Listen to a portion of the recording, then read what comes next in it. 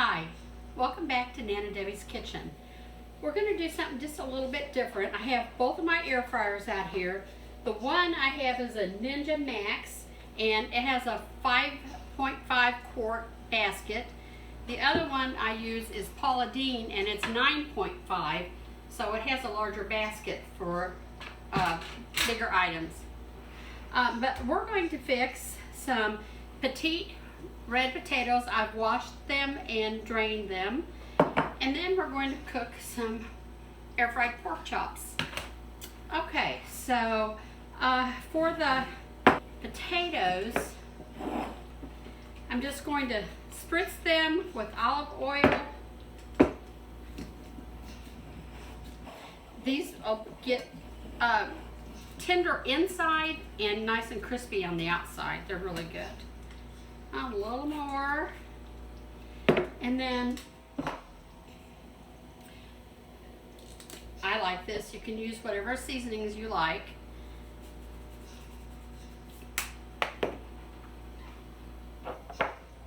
And some pepper.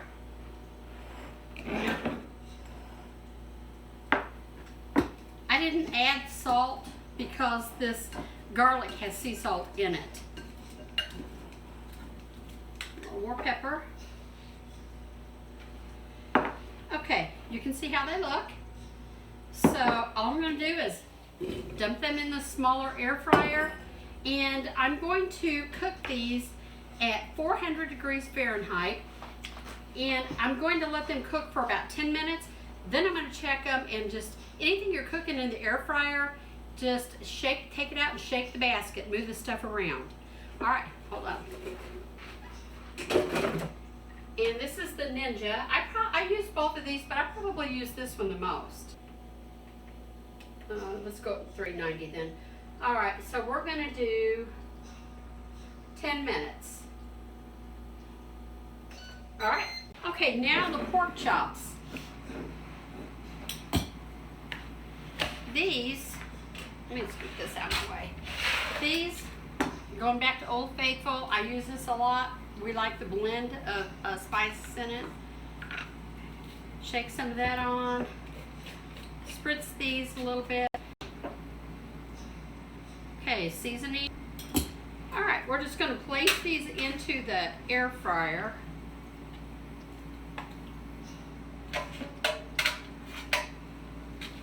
Doesn't matter if they overlap. We're going to move them around a little bit anyway as they cook. I've done ribs in here. I've done bacon. It makes fantastic bacon. See? Okay. I've also got some asparagus I'm going to fix in a bit too in there. I've got washed and draining it. So, all right, we'll be back in a few. The potatoes have been cooking for about 10 minutes. So as you can see, they're starting to brown. So we just need to kind of shake them up. And I'm going to spritz them a little bit more. And I'm going to put them back in there because I need to cook just a little bit more. And let's see what the pork chops are doing. Okay, they're starting to cook. So I'm just going to kind of move them around a little bit. All right, I'm going to put them back in there and let them go a little more. Okay, we're going to check the potatoes. I think they're probably done. Added just a tiny pinch of crushed red pepper to them.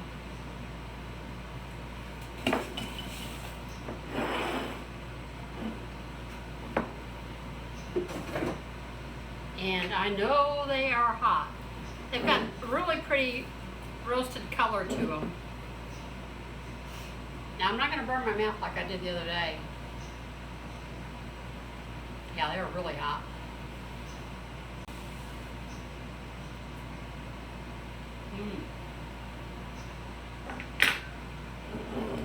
These are really good.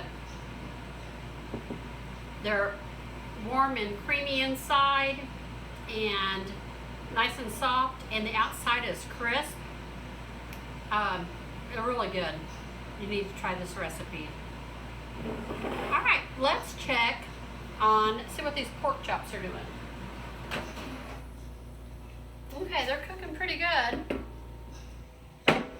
So they've got a little bit more to go. Of course, I have a lot in here too. Just gonna move them around a little bit. Doing pretty good though.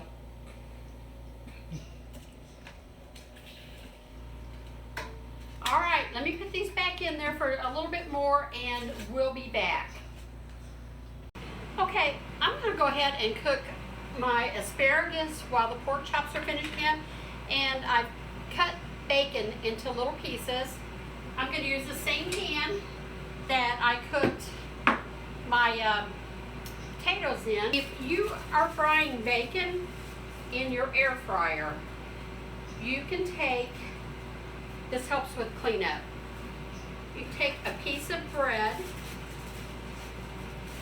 and put it down in the bottom of your air fryer, and then all the fat from the bacon will go into the slice of bread, and when you're done, you just throw that away, and it's a whole lot easier to clean up. These are easy to clean up anyway. Okay. So I'm just going to put the bacon in.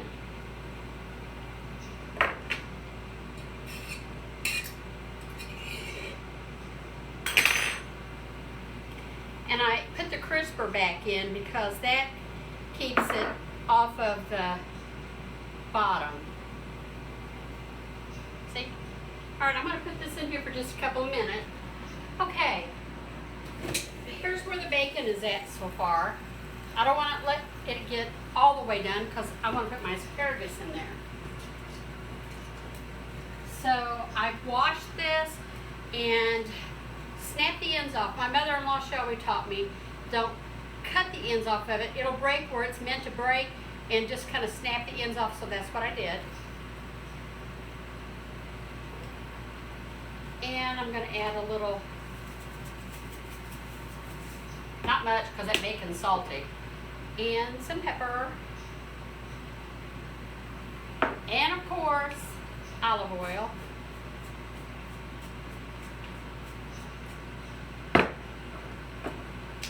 Using this one for the meat with the serrated edges, and this one here for my veggies. Okay. So I'm going to put that back in there for like 5 minutes and check it.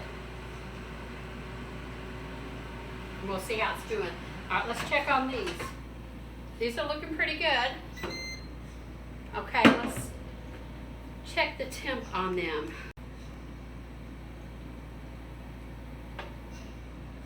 Okay, we want them to be 145. I don't want to overcook them because I don't want them to be dry. So far, they look good because they're going to come up a little bit in temp too as they set. And I'm going to cover them in foil. These are perfect. Okay, so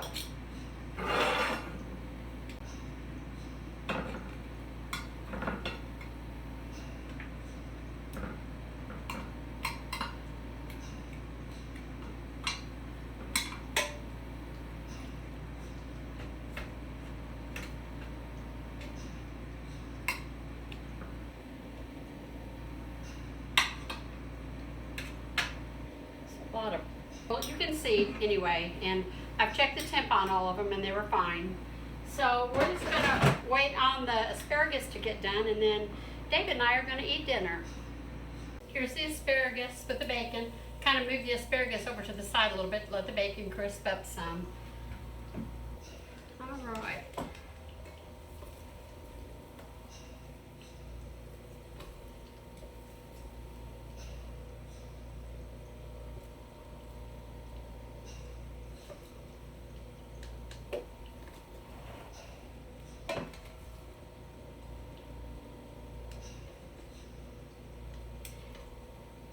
And the asparagus is cooked slightly al dente.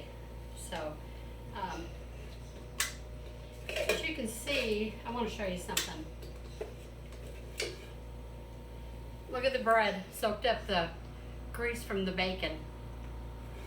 So this is going to be extremely easy to clean up.